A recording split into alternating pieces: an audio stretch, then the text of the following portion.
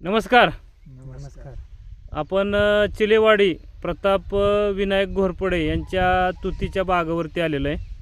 तर आपण त्यांच्याकडून विचारणार आहे त्यांनी नेटसपची प्रोडक्ट कशी वापरली आणि त्यांना काय रिझल्ट आला. नमस्कार साहेब. नमस्कार. तुमची ओळख करून द्या. मी प्रताप विनायक घोरपडे, राहणार चिलेवाडी, तालुका कोरेगाव, जिल्हा सातारा. बरं, तुम्ही नेटसपची प्रोडक्ट वापरता का? 2010 पासून वापरतो. 2010 पासून वापरताय.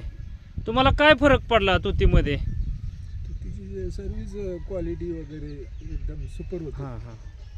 म्हणजे क्वालिटी एक नंबर निघती. बरं, 2007 पासून तुम्ही वापरताय.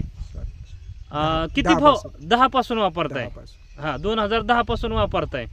तर तुम्हाला तुतीच्या पाल्यामध्ये काय फरक दिसतोय? पानाची रुंदी महत्वाची आणि चकाकी वगैरे शायनिंग चांगली येते. म्हणजे आपण बघतोय पानाची रुंदी चांगली आहे आणि चकाकी पण चांगली आहे. आणि फुटवा चांगलाच असतो. फुटवा पण चांगला असतो. आता किती फुटवा आहेत एका बेचडाला? 8, 10, 15. 8, 10, 15 फुटवे आहेत. तरी पण काढून टाकतो. काही लहान लहान आहेत ते. म्हणजे जास्त फुटवे नकोत म्हणून काढून टाकता. नको म्हणून काढता. बरोबर. बरं, आता हे पान रुंद झालं, पानाला शायनिंग चांगली आली आणि काळुकी चांगली आली असं तुम्ही म्हणताय. याचा फायदा तुम्हाला आळ्यांना काय होतो? आळ्यांची क्वालिटी वगैरे चांगली निघते. मग आळ्यांची क्वालिटी पाल्यावरच अवलंबून असते. पाल्यावर जर पाला निकृष्ट दर्जाचा आला तर काहीच म्हणजे नीट कोश बांधू शकत नाही आळी. म्हणजे कोश बांधू होतच नाही. लहान किंवा एकदम काही वेळेला बऱ्याच लोकांचं असे प्लॉटच फेल जातात रासायनिकमुळे. रासायनिकमुळे फेल जातं. आपलं जैविक आहे. आपले जैविक आतापर्यंत असं कधी झालंच नाही की बाबा एकदमच हे झाले. फक्त पावसाच्या पाण्यानं वगैरे काही वेळेला मग अंतर्गत रोग मास्कार्डिन वगैरे असले येतात. परंतु इथं ह्या पाण्यामुळे कधीच होत नाही. म्हणजे आपले प्रोडक्ट वापरलं का रोगाला पण प्रतिबंधक आणतंय बऱ्यापैकी. होते आणि क्वालिटी पण चांगली येत नाही. महत्वाचे म्हणजे रोगच येत नाही. फक्त आला तर जो हेच होतोय. फक्त तुम्हाला सांगितलं ते आक्सा बोकड्या किंवा आक्सा. असं बरोबर. म्हणजे आता ही आपली जी तुम्ही प्रोडक्ट वापरताय ती कुठली वापरताय? स्टेमरीज, बायो 99, NPK, कधीतरी म्हणजे शेत पण असतंच. परंतु कधीतरी रॅपअप वगैरे वापरताय.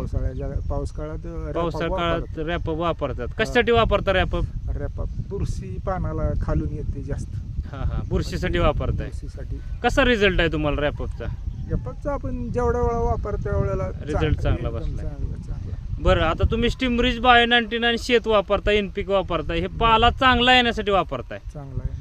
आणि तुम्ही 2010 पासून वापरायला स्टार्ट केलं हे, बरोबर आहे? त्याच्या अगोदर तुमची तुती होती.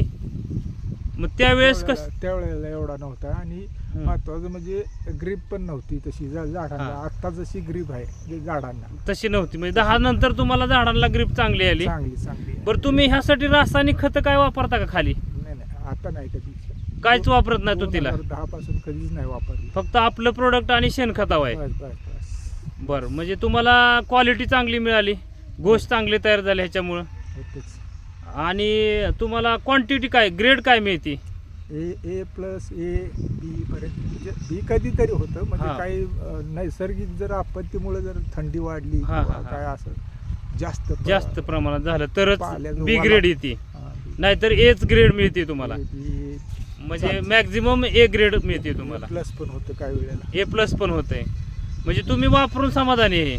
नक्कीच. आणि एवढ्या वर्षी वापरता म्हणजे काहीच अडचण नाही, कंटिन्यूस वापरणार आहे. वापरणार. तुमचा शेतकऱ्यांना काय सल्ला असेल तुती बागायतदारांना? वापरावं अवश्य. नेटसपचं प्रॉडक्ट अवश्य वापरावं. वापरून त्यांनी प्रॅक्टिकली बघावंच. मी म्हणतोय म्हणून नाही, प्रॅक्टिकल बघावं. 1-2 साऱ्या मारून त्यांनी स्वतःच बघावं. कारण असे तुतीचे आपल्याला रिझल्ट चांगले येतात, नाही का? बरोबर आहे. तर तुम्ही मुलाखत दिल्याबद्दल धन्यवाद. थँक्यू. धन्यवाद.